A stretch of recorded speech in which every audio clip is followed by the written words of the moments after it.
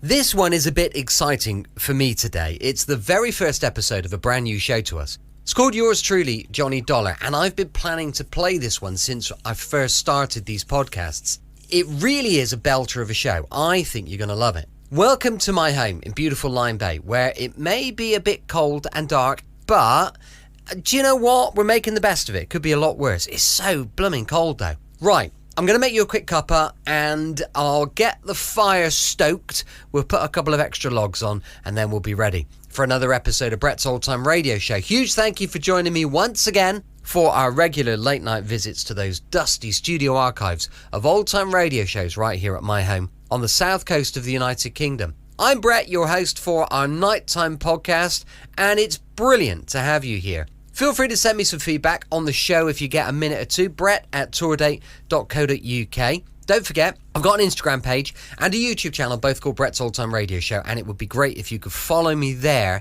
Okay, let's get on with it. This is our first episode of Yours Truly, Johnny Dollar, of which we have literally hundreds of shows, and all of them are superb. The Columbia Broadcasting System presents a thrilling new adventure series starring Dick Powell.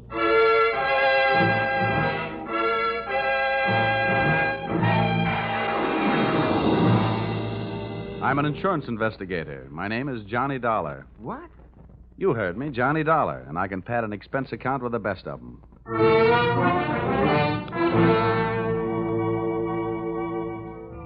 Yep, I'm a freelance insurance investigator, and I live in Hartford, Connecticut. At least that's where I pay rent. My work sees to it that I really live anywhere, except at home. I'm free, white, and 34, and so forth. If you're interested in buying me Christmas presents, I take a size 42 suit. Shirt's 15 and a half collar, sleeve length 33.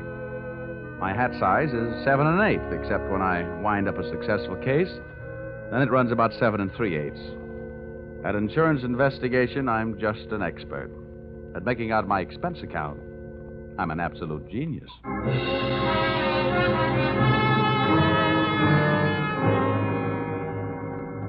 Expense account, submitted by investigator Johnny Dollar to Home Office, East Coast Underwriters, Terminal Building, Hartford, Connecticut.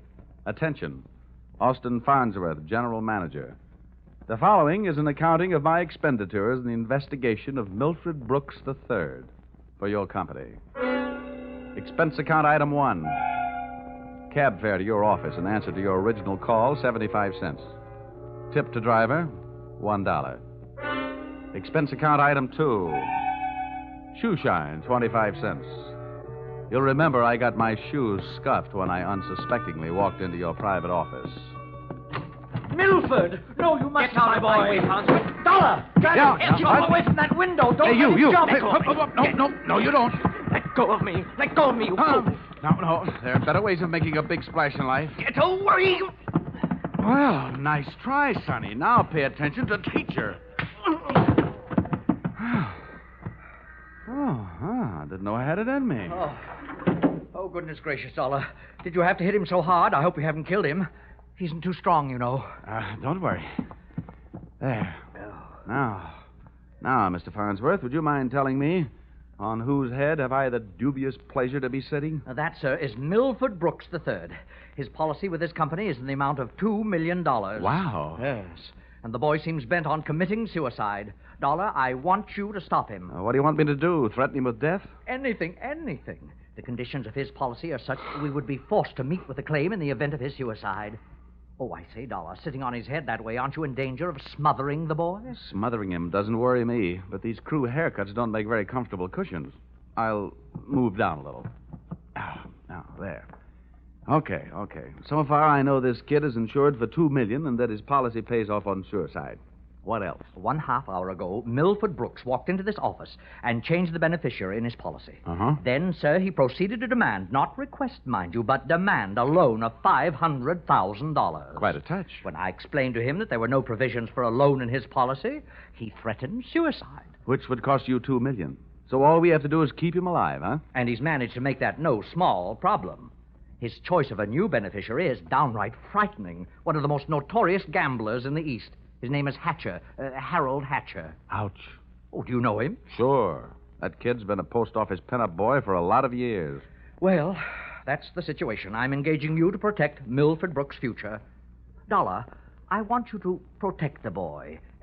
Give him something to live for. You know, an interest in life. An interest in life? Well, then, let's see. I know. Here. This should help. What's that you got there? Well, it's what's commonly referred to in the more successful of bachelor circles as my little black book. Oh. Well, now, let's see. Ruby? No. Her favorite expression is drop dead. Bernadine? No. She'd be the new beneficiary by midnight. Oh, dear. Now, here. Here's the one, Butter.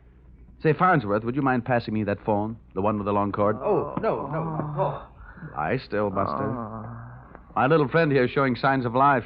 Here you are. Maybe you should let him breathe a bit more. Don't worry. He'll be all right. Hello. Oh, hello. I want to call New York. Yeah.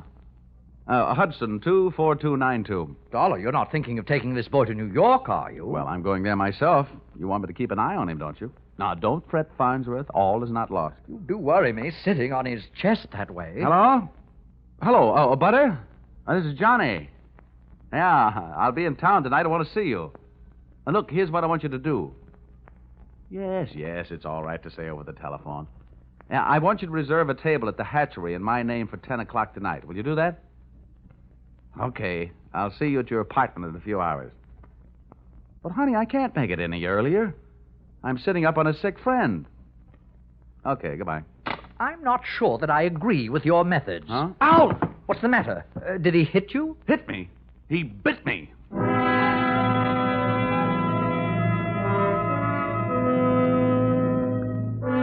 Expense account, item 3. Liquor, $18. Keeping Milford Brooks III peaceful seemed to be the immediate problem, and a bottle of rare old brandy seemed to be the immediate answer. I poured most of it into him, and by the time he started to tick again, he'd gone through the unusual process of going to sleep sober and waking up enchanted. I loaded him into my car, and we headed for New York. As we passed through New Haven, he opened one eye, looked up, saw the Yale Bowl, and gave 3 cheers for old Eli. Ray. Oh, old Yale would sure be proud of you. Why anybody would want to insure you for $2 million is more than I can figure. My daddy loved me very much, and my mother loved me very much. Now, that's nice. And not only that, but I love somebody very much. And not only that, but I hate somebody very much. That's interesting. You know something? Next to one other guy, I hate you more than anybody else. Oh, here, lover boy, it's the cocktail hour again. Time for your bottle.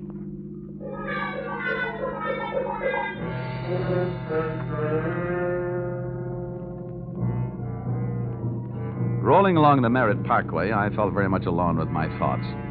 And believe me, they weren't very pleasant company. The way it stacked up for me, Brooks had built up a fat gambling debt with Harold Hatcher and had been forced into making him his beneficiary. The suicide threat that he was holding over the insurance company was a little tougher to figure, unless he was trying to finance a trip for himself to get away from the man with a murder motive, Hatcher. My hungry little mind nibbled away on those unsavory morsels of food for thought all the way to Butter's apartment.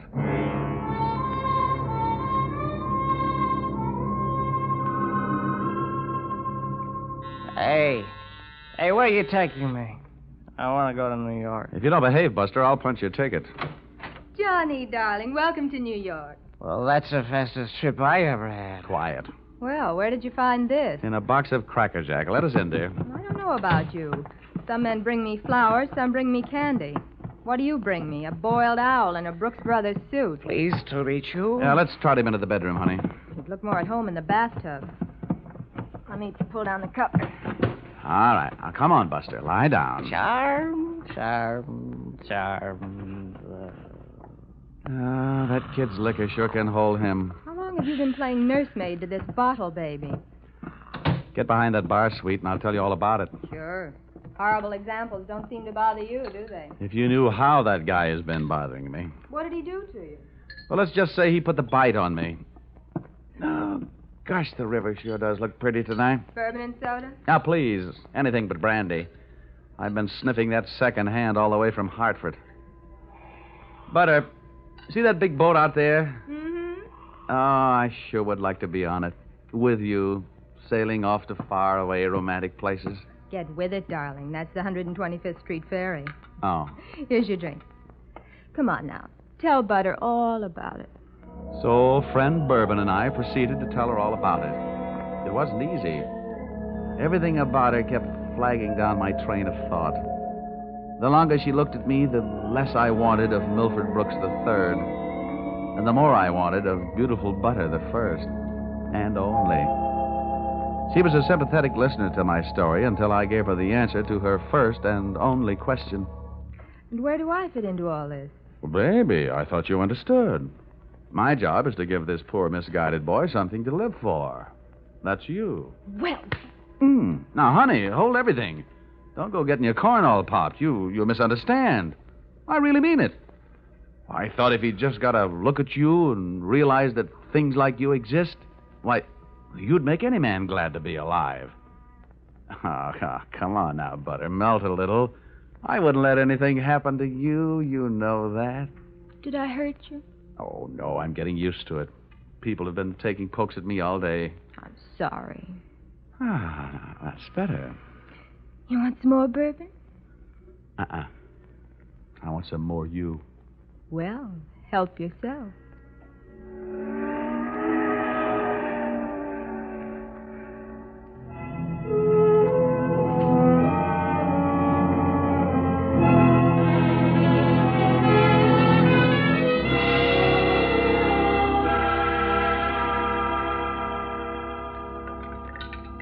Honey, it's getting late. Let's make this the last drink.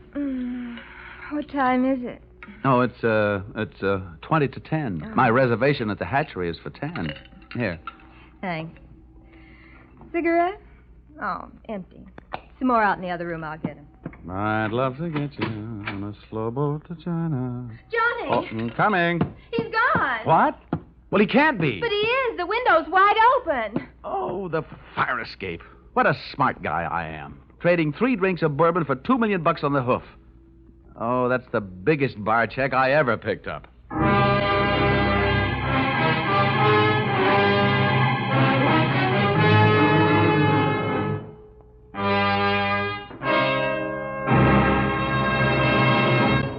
That's a big bar check for anyone to pick up. As a matter of fact, it's a bigger bar check than you've ever heard of anyone picking up before. And that should give you an idea of what to expect in the second act as you follow this new CBS series starring Dick Powell in the title role, yours truly, Johnny Dollar.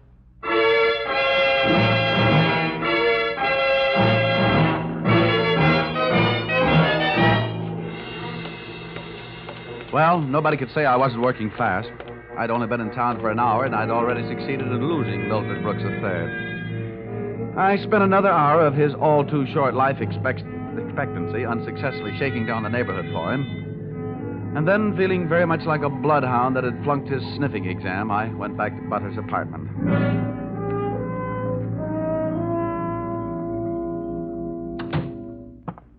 No luck, Johnny. Oh, sure, plenty of luck. All bad. Is there anything I can do to help? A kiss for luck. What are you going to do? Nothing.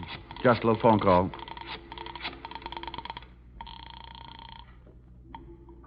Police headquarters. This is Johnny Dollar. Give me missing persons. Any particular one? Don't be a wise guy. Lieutenant Fisher. Yes, sir. Lieutenant Fisher. Fisher, this is Johnny Dollar. Hello, Dollar. Who'd you lose? One man, my mind, and if I'm not careful, my professional reputation.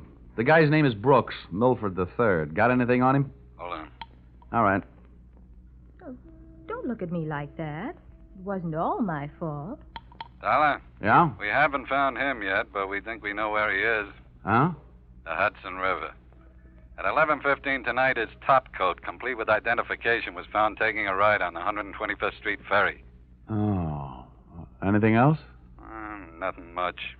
A package of matches was found under the coat, monogram. You don't happen to know anybody whose initials are HH, do you? H.H.? Yeah. There's always Horace Height. Wise. Thanks, Fisher. I'll check back with you later. I'll be here. H.H. Harold Hatcher. What are you mumbling about? Bad news? Looks like about $2 million worth. They found Milford's coat on the 125th Street ferry. You and your faraway romantic places. Very funny.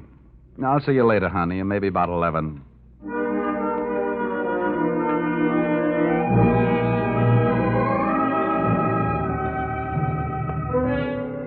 Expense account, item 4. Nightclubs. $28. Harold Hatcher's hatchery was in a cellar under a hotel, but the prices were high enough to rate a penthouse. The club was draped in too much satin, its lady customers in too little. The decor was French provincial, the music was Brazilian, and the food was from Dixie. The drinks looked weak and the waiters looked strong. All in all, the joint was a sight for sore eyes, for making them sore. The only pretty thing in the place was a blonde. She came strolling up to my table, her hips unconsciously sending subtle little messages back to the rumba band. She opened her mouth, slid her tongue over her lower lip, and let a few warm, soft words slide out. Looking for someone? Well, you'll do until the real thing comes along. Sit down. Thanks. I won't have a drink. Well, I didn't ask you. My name is Janelle. Janelle? Wow, that's a nice name. I understand you were asking about Mr. Hatcher. Well, I asked if he was in. The waiter said he wasn't. Do you know him? More than somewhat. What do you want to see him about? A mutual friend, Milford Brooks. Uh-huh. I know most of the quiet-clothes boys around here, so you want a cop. You don't look like the type that would be a society friend of the Brooks family, so what are you? I'll ignore that. Is Hatcher around? He might be. Well, then come on. Where's his office? The top of those stairs. Can I expect any trouble getting in? You won't have any trouble. How do you know? Because Harold sent me down here to look you over. Oh. I think you're all right. So, I've won myself the good housekeeping seal of approval, huh? Keeping a house with you would meet with my approval. I ran for my life, at a slow walk up the stairs. When I located the door to Hatcher's office, I knocked once and went in. Come on in. Thanks. Oh, I'm Johnny Dollar. I was hired by East Coast underwriters to protect the interest of a kid named Milford Brooks III. Now, what's that supposed to mean to me? You know him, don't you? Well, he isn't exactly one of my boozing buddies. How much money does he owe you? Yeah, we've got him on the books for a few bob. Why? They picked up his topcoat tonight on the 125th Street ferry. He wasn't in it. It might have been suicide, or it might have been a knockover made to look like a suicide. What's your choice? What do you get off asking me about my choice? Where were you between 11 and 11:30 tonight? What's it to you? I thought you might like to rehearse some answers. The law will be asking some questions real soon now. I don't know why I should tell you, but I was driving around in my car, getting some air. Oh, now, you'll have to do better than that. They found one of your match folders under Brooks' coat. You're out of your mind. Let me ask you. The kid owed me a couple of $100,000. You think I'm going around knocking off my own assets? Hatcher, I don't know whether you're stupid or bright. Don't worry about it. I know. What about that insurance policy? What insurance policy? Now, look, Hatcher, we're big boys. We both know that changing a beneficiary in an insurance policy is a legal transaction. That means witnesses. That means it isn't secret. What are you talking about? That you and East Coast underwriters and I know all know that Brooks made you the beneficiary in his policy and that you stand to come into $2 million when they fish out his body. I don't know anything about it. Motives don't come much bigger. I'm telling you this is all news to me, and you and nobody else is going to make me move off that story. I feel the same about mine. It doesn't take a genius to know that Brooks didn't love you $2 million worth. There's only one logical reason for his making you the beneficiary. You forced him into it. Who'd believe anything else? Who cares? They'd have to prove it. And, brother, that can't be done. Now, how would you... Yeah. Okay, Rocky, thanks for the news. Take the inspector into the bar and buy him a drink. I'll be right down. Dollar, did you turn me in? They're here, huh? Yeah. No, I didn't turn you in. I'm not a cop. Here, have a cigarette. Thanks. Here's a light. Well, come on. Maybe they just want to sell me some tickets to the policeman's ball. For a guy in a hot spot, Hatcher was certainly a cool customer. I followed him out of the office, down the stairs, and back into the club.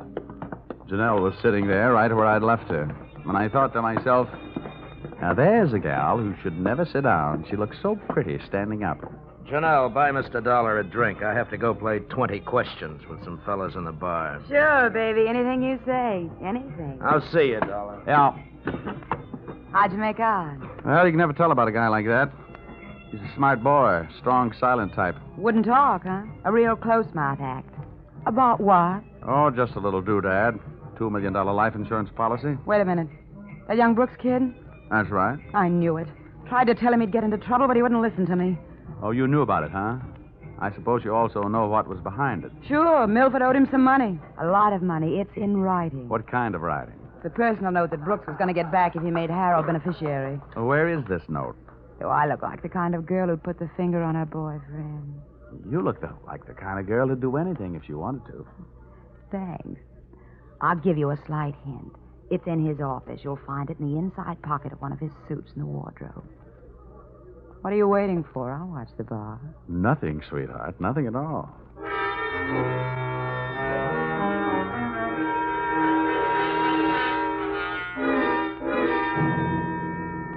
Whatever her reasons, Mr. Harold Hatcher's little female playmate was trying awful hard to send him up on a murder rap. And I was going to try awful hard not to let her down. Back in Hatcher's office, I found myself alone in a room with a telephone. And being a guy who can never resist a free call, I unleashed the magic wonders of the AT&T. This better be you, Johnny Dollar.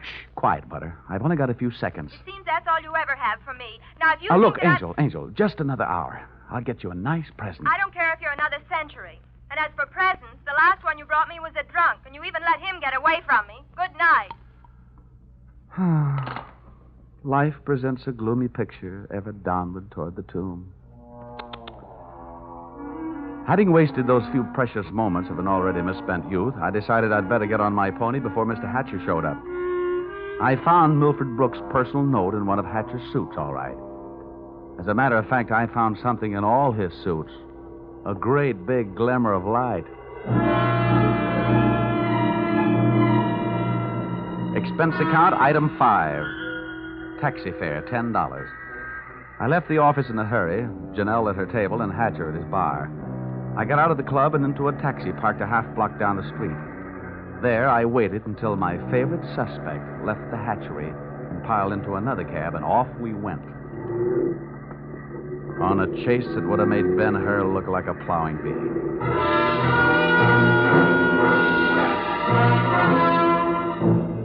We skittered over to Lexington and headed uptown. At 72nd, the cab turned right and pulled to a stop. My driver was on his toes, and his toes were on his brake.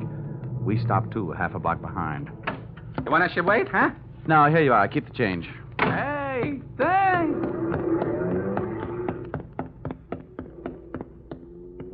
It was a garage that belonged to a residence on the parallel street a block away. The living quarters upstairs were dark enough to look interesting. I indulged in a bit of genteel breaking and entering. Entering that old barn didn't take much breaking. I crept up the stairs. It sounded like they were left over from an old ghost story. And so did the first voice I heard when I stopped halfway up. We've got to be careful, especially about that Johnny Dollar. Are you sure he didn't follow you? That voice sounded awfully dry to be coming from a guy who supposedly had spent most of the night snoozing in the bottom of the Hudson River. It was Milford Brooks III. Get up on your feet, Brooks. Well, now, wait a minute. I started this thing slugging you, and I might as well finish it the same way. Leave him alone, you. Now, pull in the claws, Angel. And sit on his lap. You hard-footed. I'll kill you. Get off of me. Huh? I should have known better than to get mixed up with a low-class female like you. Why, you punk. Now, hold it. We've pushed the lady around enough, Brooks. Tell me to be careful, will you? Why didn't you think of that before you led him here? Wipe your nose, little boy. Now, don't you go getting fat-headed, gorgeous. Neither one of you are exactly what I'd call masterminds. When you planted that match folder on a little boy Blue Blood's topcoat on the ferry boat, you both should have been more careful. You think so? You bet I think so. If I were planning a piece of evidence to incriminate Mr. Harold Hatcher, I would have left a cigarette lighter. I found one in the pocket of every suit he owns, back there in his closet in the club. It wasn't hard to figure out that guy never carries a book of matches. What do you want? I'm only interested in one thing. saving the insurance company $2 million. And, Buster, I think you've done it for me. Dollar, This is insurance fraud. It has been ever since you put on that fake suicide attempt, trying to extort $500,000 out of the company. Dollar, wait a minute. Ah, come on. We're leaving. You heard him, Dollar. Harold. Hatcher. He said, wait a minute. He wants to talk. Yeah, everybody wants to get in on the act. How did you get here? When the police in this town think maybe a guy's jumped off a ferry boat and nobody's seen him do it, they check the counters on the turnstiles at each end. In the case of Brooks, as many people got off that boat as got on. Well, it makes sense. They'd hardly hold the guy because somebody lost a topcoat. How did you know we were here? You know me, baby. You never go any place I don't know about. Okay, Brooks, you felt like talking. Now I feel like listening. Get it up. Well, I don't know what you mean. I know what you mean, Hatcher. One, he gave you a big fat $2 million motive for murder. And two, he did his best to make it look like you did murder him with that broken down match cover plant on the ferry boat. It's just that simple. And you, baby? Harold, please. You put him up to it, didn't you, you cheap little muscler? Trying to get rid of me, will you? No, Harold. Now, calm down, Hatcher. You don't need any gun around here. They're tame. Well, maybe I'm not. Since so many people have gone to so much trouble to hand me a nice, easy way to make $2 million, maybe I'll just go ahead and make it. I'll show these amateurs how these things are really done. Come on, Brooks. How'd you like to go for a nice, cool, half a ferry boat ride? No, Hatcher. No. Look, it's her fault. I'll give you anything you You're want. wrong, sonny boy. You're going to give me everything. No, you can't. Let me out of here! Brooks bolted for the door. Hatcher snapped a shot at him. And I hit Hatcher with a do-or-die tackle from behind. The gun flew out of his hand. No, you don't. I beat him to it and swung it straight into his skull.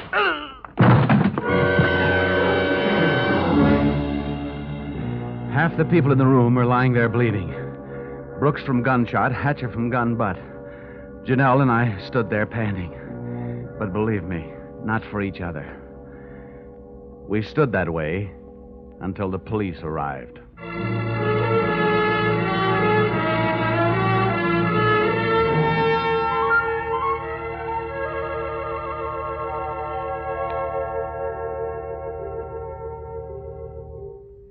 Dollar, it's beyond me. I sent you out to protect the life of a very important policyholder, and now where are we? Standing in a hospital corridor, worrying about whether he's going to live or die. As far as I'm concerned, Mr. Farnsworth, you're only half right. I'm just standing in a hospital corridor. Oh, Dollar, you're heartless. Well, if you'd been bitten where he bit me, you wouldn't care if he lived or died either. I'm getting out of here. Well, where are you going? It'll be explained in my expense account under miscellaneous expense. Oh, don't fall over when you come to an item for $318. $318? For what? Not for what, Farnsworth? For whom?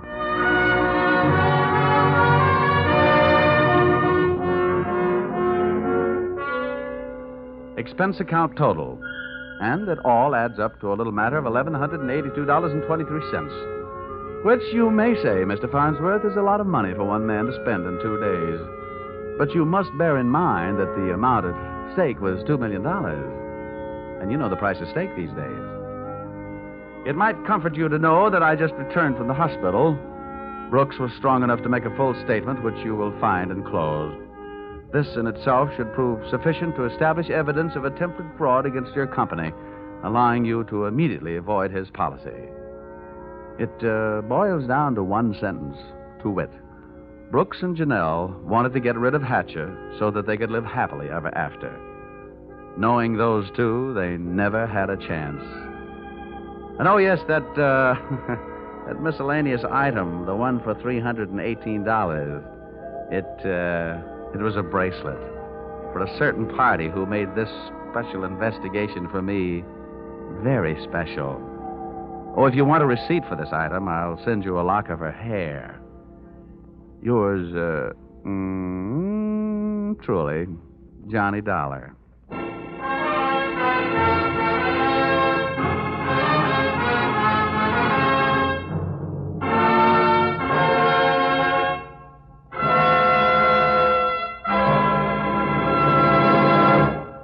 So, with the final signature on his expense account, Dick Powell as Johnny Dollar has just closed the books on his first adventure in this new CBS series. The script for tonight's broadcast was written by Paul Dudley and Gil Dowd, and the music was created and conducted by Dick Arant.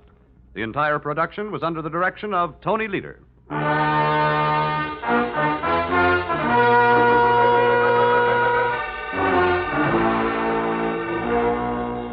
Be sure to tune in again next week when the expense account covers Special Investigation Singapore, another unusual adventure starring Dick Powell in... Yours, truly, Johnny Dollar. Welcome back. I hope you enjoyed our first episode of yours truly, Johnny Dollar. We'll be bringing you another one of those next week. And don't forget, we'll be back for The Saint tomorrow night, going live at 5 o'clock p.m. GMT. You can email me on brett@tourdate.co.uk, and I would love to know your thoughts on the show. Thanks for listening. I'll be with you 7 days a week, each and every week. And I'll see you next time on Brett's Old Time Radio Show. Love you. Bye.